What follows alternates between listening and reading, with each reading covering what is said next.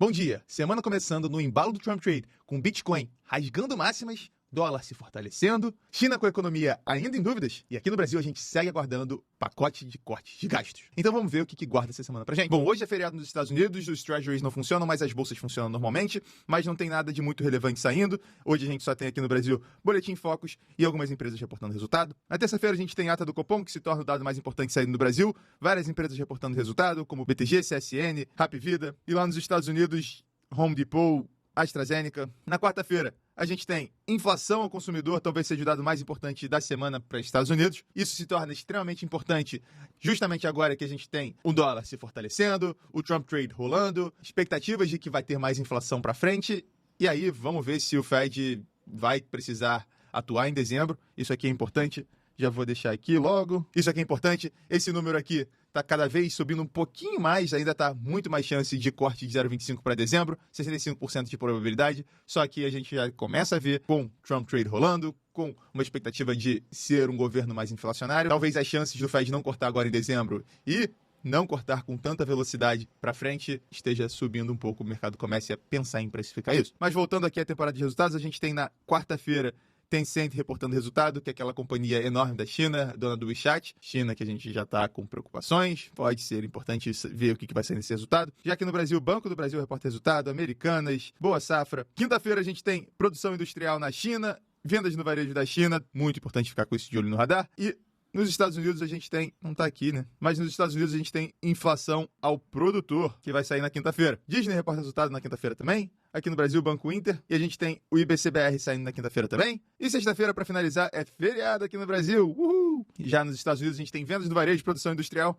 E Alibaba reporta resultado, novamente, companhia chinesa, é importante ficar de olho. E por que é tão importante ficar de olho na China? Porque a China soltou dados de inflação abaixo do esperado tanto ao consumidor quanto ao produtor. Isso faz com que a economia seja colocada em dúvida novamente, especialmente depois dos estímulos terem sido anunciados e terem vindo piores do que o mercado estava esperando. E aí, com isso, o petróleo cai e várias commodities ligadas à China caem. O petróleo está agora a $73, com a expectativa de pior economia na China, a gente fica com maiores preocupações, não tem mais nada muito relevante saindo em relação a petróleo hoje, ou então do final de semana para hoje, de sexta para hoje. E agora o mercado de petróleo fica de olho se a OPEP vai fazer algum tipo de sinalização na reunião de amanhã sobre possíveis cortes de produção para ver se dá uma segurada no preço desse petróleo aí. Além do petróleo, a gente tem queda de quase 2% no minério, retornando à casa dos $100. Bolsas na Ásia, praticamente todos os índices, principais índices chineses caíram. Hang Seng em Hong Kong caiu quase 2%, quer dizer, 1,5%.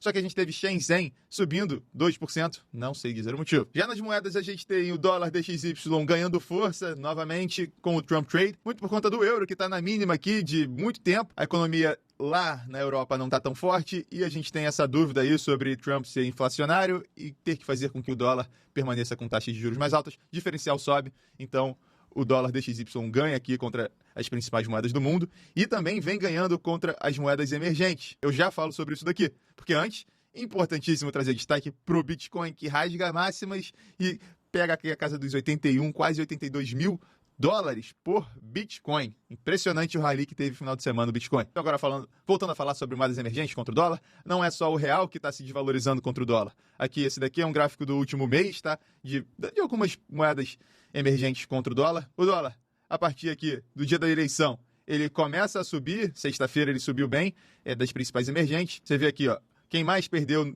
tá bom, no último mês, né? E aí você vê aqui que, poxa, peso chileno, peso mexicano, real, até a moeda da China, enfim, todo mundo aqui, todas as moedas emergentes começam a subir depois da eleição do Trump. O dólar começa a subir contra elas depois da eleição do Trump. E hoje, agora pela manhã, a gente tem um peso mexicano novamente se desvalorizando, o dólar subindo 0,64 contra o peso mexicano. Só que você vê aqui que nos últimos 5 dias, o peso mexicano tá perdendo, o dólar tá subindo 0,93 contra ele, e contra o real, a gente, teve uma certa valorização do real com a expectativa do pacote fiscal que não vem nunca. Bom, já falo de Brasil, mas deixa eu terminar o giro global aqui. Temos S&P subindo, futuros de S&P continuam rally de alta, sobem 0,28, Nasdaq 0,31, Europa também, bolsas sobem, Eurostock 600 sobe 1,12% e sobe forte, né? Eurostock 50 sobe mais de 1%. Agora falando de Brasil, que na sexta-feira a gente teve uma forte queda do Ibovespa, com Petrobras tentando segurar, mas o resto não aguentou não, Vale caiu quase 5%. Tivemos o Ibovespa caindo 1,43%, seu índice futuro também caindo 1,58%, dólar se valorizando 0,88 contra o real.